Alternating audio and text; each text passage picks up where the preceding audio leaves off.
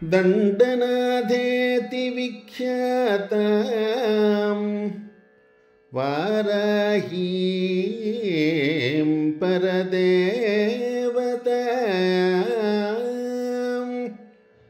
లలితా పరదేవ్యాస్త్వాం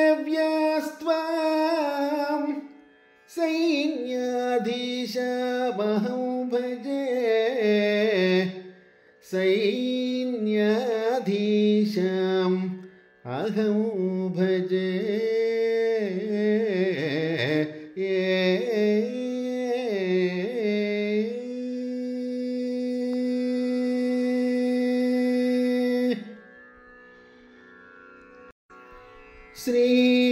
శ్రీవారాహి మహాశయక్తి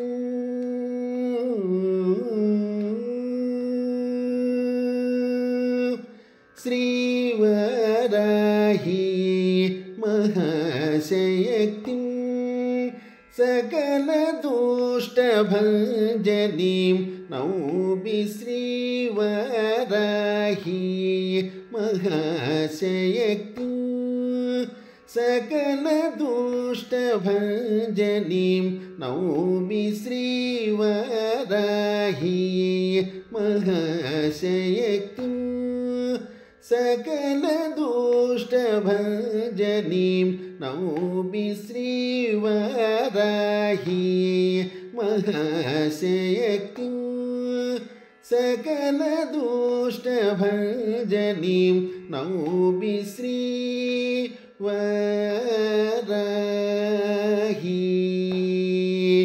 మహాశయక్తి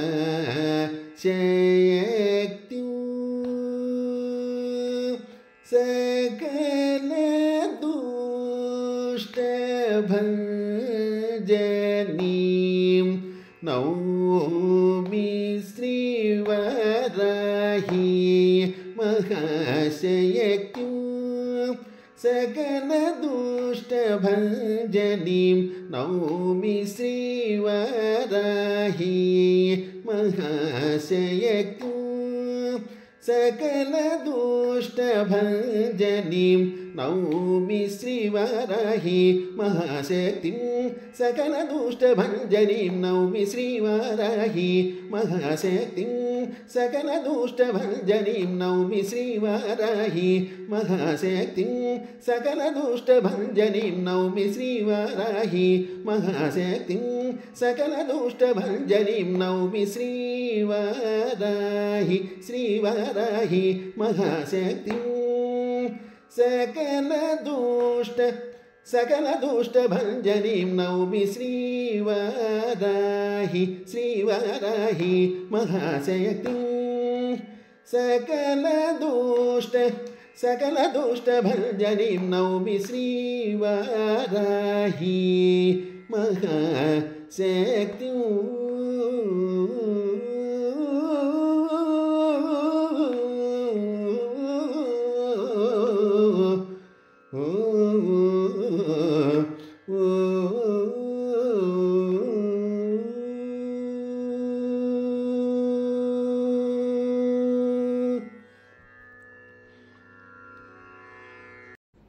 దండనాథ అనే పేరుతో ప్రసిద్ధి చెందినటువంటి ఏ దేవత అయితే లలితామ్మవారి యొక్క సైన్యమునకు నాయకత్వం వహించి వారాహి అనే పేరుతో ఉపాసకుల చేత ఉపాసించబడుతోందో అటువంటి వారాహి దేవతకు నా నమస్కారములు. ఆ వారాహి దేవతను నేను సేవిస్తున్నాను అని ఈ శ్లోకానికి అర్థం. ఇక పల్లవికి అర్థం ఏమిటంటే, శ్రీ వారాహి మహాశక్తిం సకల దుష్టభంజనీం నౌమి. శ్రీ వారాహి అనే పేరుతో ఏ మహాశక్తి అయితే ఉందో ఆ మహాశక్తి సకల దుష్టశక్తులను సకల దానవ సమూహాన్ని నిర్మూలిస్తుంది. అటువంటి వారాహి దేవతకు నా నమస్కారము అని పల్లవికి అర్థం. సంగీత మార్గంలో కీర్తన లేదా కృతి వాటి యొక్క గానం ఎంత ప్రసిద్ధమైందో రాగం తానం పల్లవి అనే ప్రక్రియ ద్వారా పల్లవిని గానం చేయడం కూడా అంతే ప్రసిద్ధమైనటువంటి విషయం. ఈ పల్లవి సంగీతం సాహిత్యం రెండిటితోనూ కూడా ముడిపడి ఉంటుంది. రాగం తానం అనేటువంటివి కేవలం రాగముల మీద మాత్రమే ఆ ప్రక్రియ ఆధారపడి ఉంటుంది.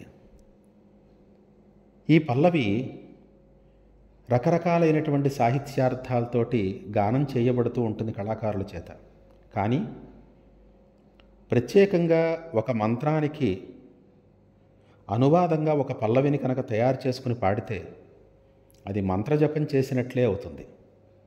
ఎందుకంటే పల్లవిని నెరవల్ అనేటువంటి ప్రక్రియ ద్వారా మళ్ళీ మళ్ళీ గానం చేస్తూనే ఉంటారు రకరకాలైనటువంటి విన్యాసములతోటి.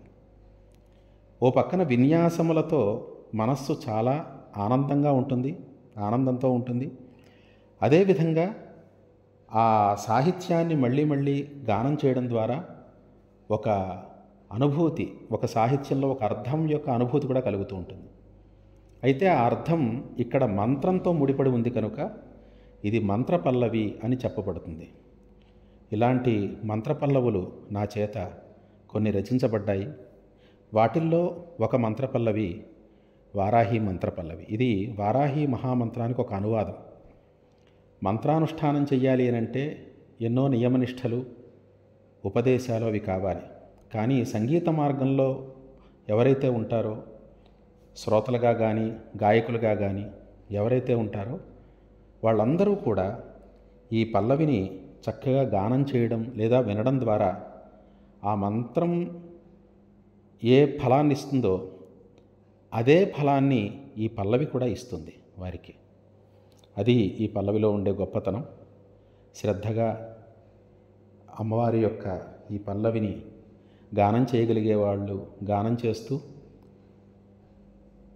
గానం చేయడంలో అభ్యాసం లేని వారు ఎవరైతే ఉంటారో వాళ్ళు చక్కగా శ్రద్ధాసక్తులతో వింటూ వారాహి పరదేవత యొక్క అనుగ్రహాన్ని పొందుతారని ఆకాంక్షిస్తున్నాను.